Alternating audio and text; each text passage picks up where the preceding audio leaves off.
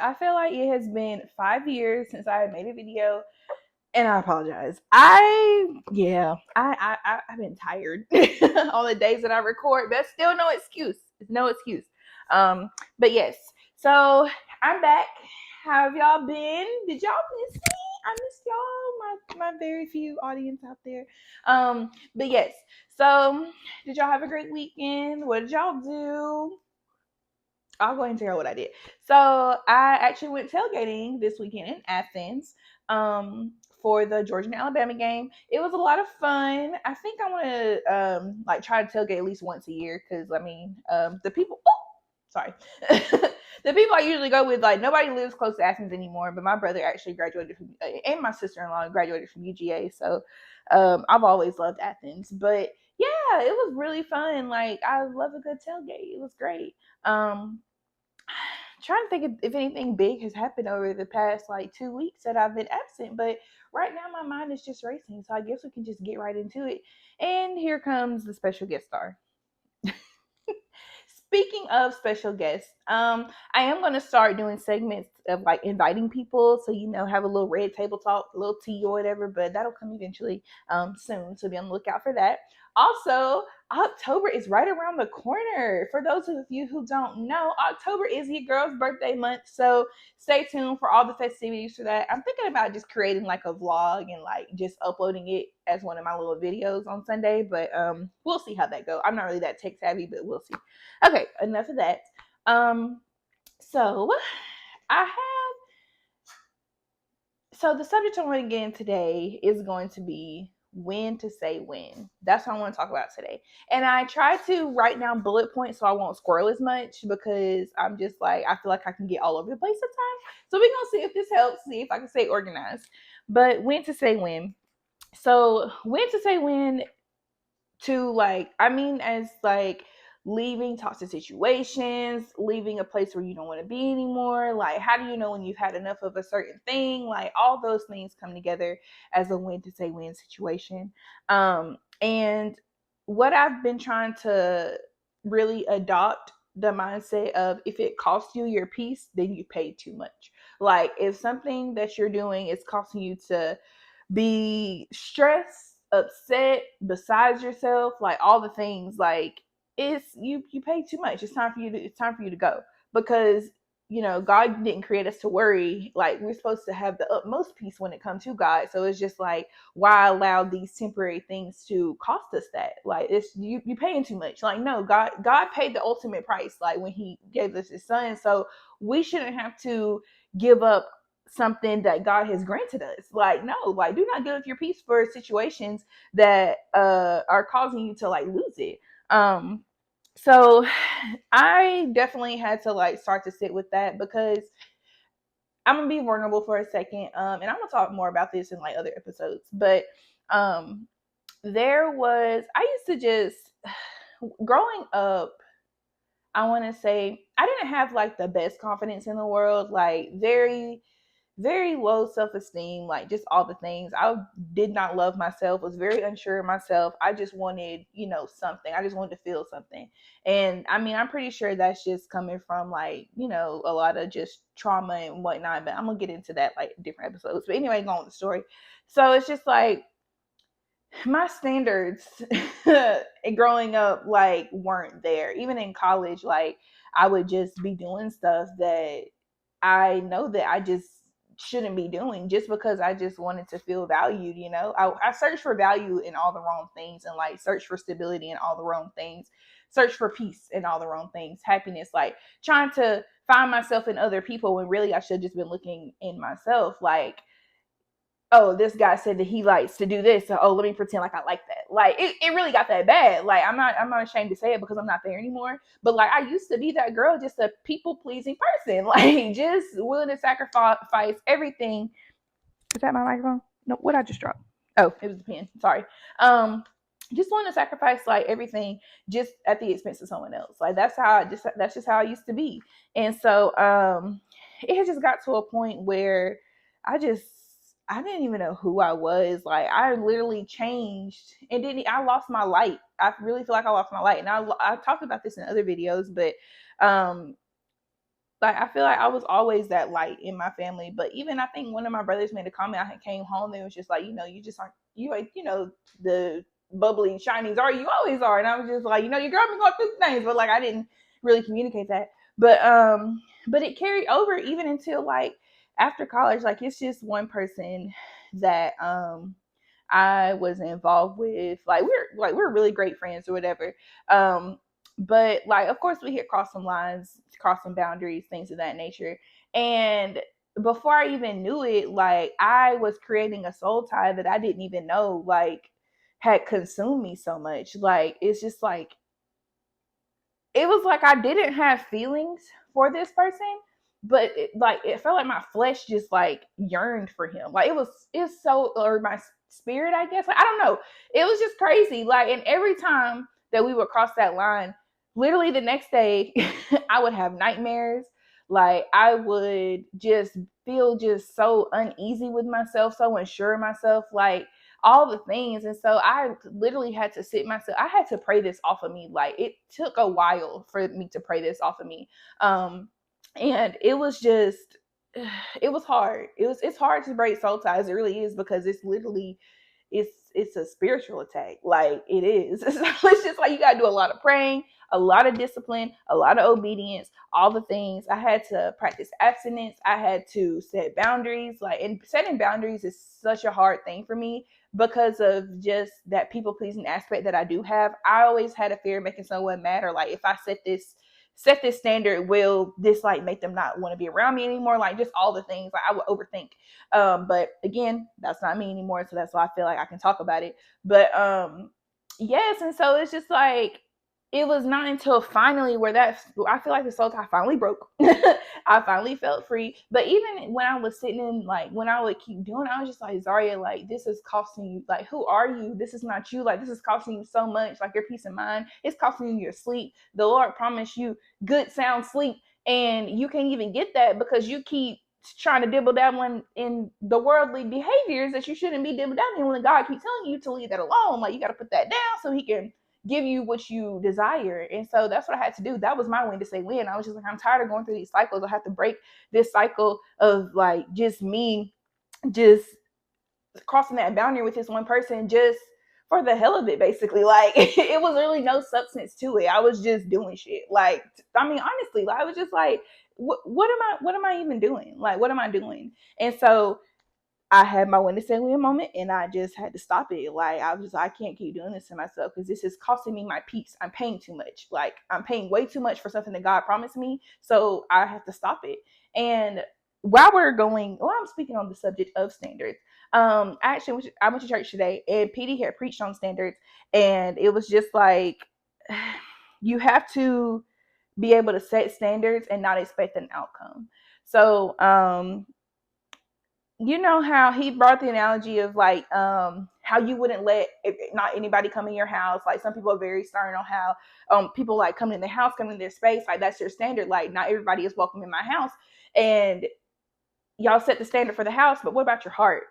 Like you have to be able to set your standard. Like you can't let everybody in like on your heart, around your like sexually, mentally, emotionally, all the things. Like everybody does not deserve you. So it's just like you have to set that standard on your likes, your dislikes, and no matter what happens, that standard will not be broken. And then he brought up the Hebrew boys. Was it Hebrew boys? I think it was the Hebrew boys. Yes. Whenever they got thrown in the furnace, and the king was like,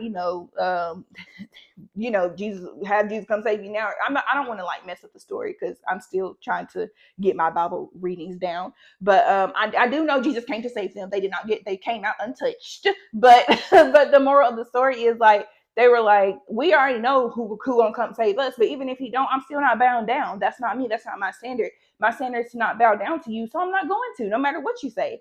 And I feel like we need to start standing on business. Like seriously, like when you set your standards and you know what you just are not willing to compromise, then you need to stand on that. Because he also spoke when he was like, if the standard can be shifted for certain people, then it was never a standard and it was rooted out of outcome. And I was like, oh, he hit the nail on that one. Because again, people pleasing. Like sometimes we shift certain things just at the expense of other people's feelings, of them possibly getting mad at us if we don't do this, or like possibly getting mad at us. But no, like if this is something that you said that you don't want to do or that you're not settling for, you shouldn't have to shift that for anybody. If they don't like it, they weren't meant to be in your bubble anyway. So goodbye, peace and blessings to you. Like, I mean, you got to know when to say when. Like, if someone's not aligning with your standards anymore, goodbye. Like, seriously. Um, and same thing goes for family. Like, he spoke on family today as well. He was just like, um, sometimes family can like try to walk all over you or disrespect your standards, and sometimes you be scared to say whatever to family, or like I think it was just like you'll say something like get a stranger, you'll say something like either way, or like set your standard for a stranger but not for family, just because you're scared at the expense of what'll happen. But like you can't be like that. Like whenever you talk to family, of course it's just gonna always be out of truth and love. Like that's just what it is. I mean, if it's not, that's between you and your heart. But it just needs to be out of truth and love. So don't, I mean, set your standards with family too. And oh y'all, I cannot wait to do my episode on healing. Like ugh, I'm sorry. Because healing from family trauma, yeah, we gonna hit that one. But anyway, I scored a little bit. But yes, setting that standard. Because when you, like I said, when you sway from standards, that also costs you your peace. Again, you paying too much. Maybe I should have named this thing if it costs you your peace, you're paying too much. I keep saying that. Okay, anyway. Now also another part of like when to say when to leave and stuff like that. Sometimes it's not as easy as it sounds, because like it's just a feeling of uncertainty, and I feel like that's why some people stay in certain situations for so long, because they're so scared of what could be on the other side if they were to finally like leave the situation. Because a lot of people are scared of starting over, starting a new life, like leaving this person, that person, what's gonna be like, how can I ever live without this person, we've been together so long, like all the things, like, but you have to put that aside, because like time is precious, and like you shouldn't want to waste all your good years on like something where you're just unhappy and filled with uncertainty, trust issues, trauma, damage, wondering, worrying, all stress is such a silent killer. Like you shouldn't want to put yourself in those cycles, because like I said, time is precious, life is short, we already live in the effed up world as it is, so like we don't need to add on to that in our personal life on something that we can control. So like whenever, the same thing with like toxic work environments, like those are things you spend majority of your time at work, so who you surround yourself with on a day-to-day, and if it's not the environment that's benefiting you and costing you your peace, and where you just hate going to work, to be around these people, then that's something I feel like that you probably need to pray over, and either ask God to grant you patience or understanding on how to maneuver throughout your work situation, because the economy is hard right now, the job market is trash, so I understand not just getting up and leaving. So ask God for those tools to handle it until He is ready to move you out of the situation that you're in. So tell Him to give you the tools that you need for this season, just so you can prepare yourself for when God is ready to move you out, like you can be at peace with it.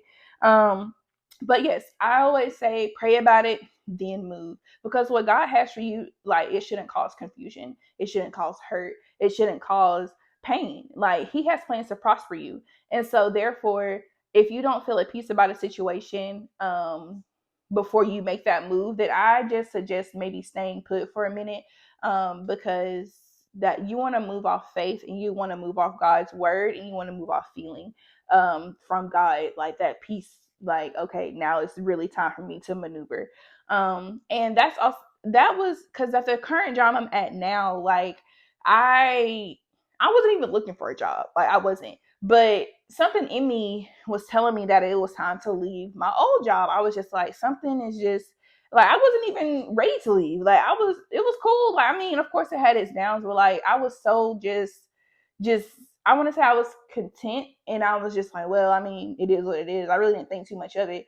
But one day I was just like, I think it's time for me to go. Like I need to grow somewhere else. And so I just applied for my current job, and literally was out within 2 weeks. Like it's just like, because I moved whenever God gave me that feeling to move. Like I still felt uneasy. I did have peace, but I also felt that churning in my belly, because it was something new. Like I think I was stepping out on faith, and like change can be uncomfortable. It can, like, we're still human, so we will have these human feelings. So it's just like I was still very like, oh my gosh. Even the first week when I got to my new job, like I was texting my old friends, like, yeah, no one's really talking to me, like whatever, like I miss y'all. But now, I mean, the job is great. I have friends, like we hang out all the time. But yeah, so it's just that change. Like change is uncomfortable. And so I just feel like don't let that hold you back from what God has planned for you, and don't block your best blessings because you're scared of change. You can't stay a caterpillar forever. Eventually you're gonna have to get your wings and fly and turn into that beautiful butterfly. Like, come on now, metamorphosis. Like we changing to something else. We can't stay crawling on the ground forever. Sometimes, uh not sometimes, all the time. But stay on the ground forever, we got to get our wings and fly above what used to hurt us. Like, goodbye, I'm going away. So, yeah, like, because when you on the ground as a caterpillar, it's easier for you to get stepped on, easier for you to get walked over, and easy for you to continue to run into danger, obstacles, and stuff like that, because all you doing is creeping along. But when you're a butterfly, baby, you can fly over all of that. Only thing you really got to worry about is maybe a bird in the sky trying to eat you. I don't know, or like big raindrops. I don't know how butterflies work, but at least you're starting to fly above your problems and not be in your problems anymore. So that was kind of good. I don't know if I executed that properly, but in my head, I feel like I ate that up. But if I didn't, it's okay because I understood it. But let's see. I already talked on that. What are you saying? Yes, yes, yes, yes, yes, yes. Okay, cool. But yes, I really talked through that really fast. I didn't mean to. I feel like there was something else I had to say. But yeah, just know that you don't have to stay in situations that you don't want to stay in just because you feel like there's nothing else out there. I promise you, there's always something else out there. Just like as cliche as it sounds, God will not close the door without opening up another one. That is true, but you have to believe that. Like, you really have to believe that. You have to step out on faith, and you have to realize it's not going to happen instantly. And that's just what it is. Like, God is not an instant noodle God. Like, he likes to let things marinate because it's God's best for you. So of course it's going to take some time. And so I'm happy that I was able to take that time that God had given me, because I'm telling you, man, when to say when to walk away. Like I said, it's not easy. Just like I was talking about with my past situation with my ex-fiance, like walking away from that, it wasn't easy, like, but I knew I had to, because that was just a final straw. Like, that was just the ultimate of, okay, like, that's my win. And that wasn't like his first time cheating on me. Like, I don't know if that I don't know if that was the first time physically, but I mean, like, I have caught him like talking to like other women and stuff like that before. And of course I just being, whatever, oh, he'll change, oh, I'll change, y'all know the story. But trying to believe that someone will change. But I have never once met a cheater who did not cheat again. Now, if you have, that's good, that's great, I'm happy for you. But in my experiences, I have never met a man that has cheated once and stopped. So my standard, what I'm standing on, baby, if you cheat on me, that's it, that's all. I don't care if you're the last man on the planet, I am leaving. Like, I know that's my standard. Ain't nobody finna shift it. I don't care how happy we were. I don't care, because I'm a firm believer in, like, if you really love someone, that you will not cheat on them, because why would you want to hurt somebody that you love? But that's just me. That's just how I operate. That's how I think. Again, that is my opinion. If you don't think that way, that is totally cool. That's your opinion. I respect it, but that's just how I view it. But yeah, and also, like, I feel like whenever I get to a point where if I start to question like you as a person or your character or like trust or anything like that, and I feel like I no longer feel comfortable around you, that's also, now I'm speaking on like friends and like relationships, things like that. I feel like that's also a good indicator of when to stay when, because just like, you should want to surround yourself with some peace, like people that lift you up, not bring you down, people that don't have your mind going every which way. So if that happens, you paying too much. Like, you don't have to keep these people around. Like, some people are seasonal, and that is okay. Like, your season is up, your time is up. I'll catch you on the other side. Like, it is just what it is. But yeah, man, I really learned so much. I've grown a lot. Of course, I still have some work. I have a lot of work to do still. But the key about life is to always remain a student. Like you're always learning. So just, I'm always learning. I'm always evolving.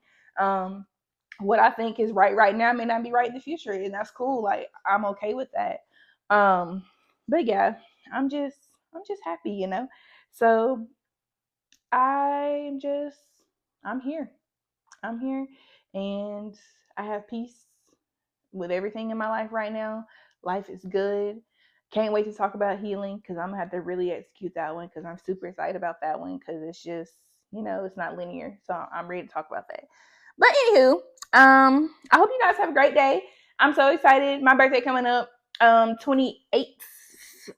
Sorry. But yeah, so super excited about that. I hope you guys have a great week. May the Lord keep you.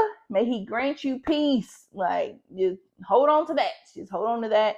And just remember, joy comes in the morning. And this is the day the Lord has made. So be glad and rejoice in it. So try not to don't let the muggles get you down. Or muggles, sorry. I don't know what that is. My coworker like Harry Potter, so I always just like that saying because I think it's funny. But but yeah, just be happy. You know, don't let the enemy tear you down because that's his number one goal every single day is to tear you down. Don't let him keep winning this battle. Like stand up, stand on business, set your standard, realize what you will and won't listen to, and just prosper in life. It'll take you far. But I'll talk to you guys later. I'm about to go fold my clothes. Bye.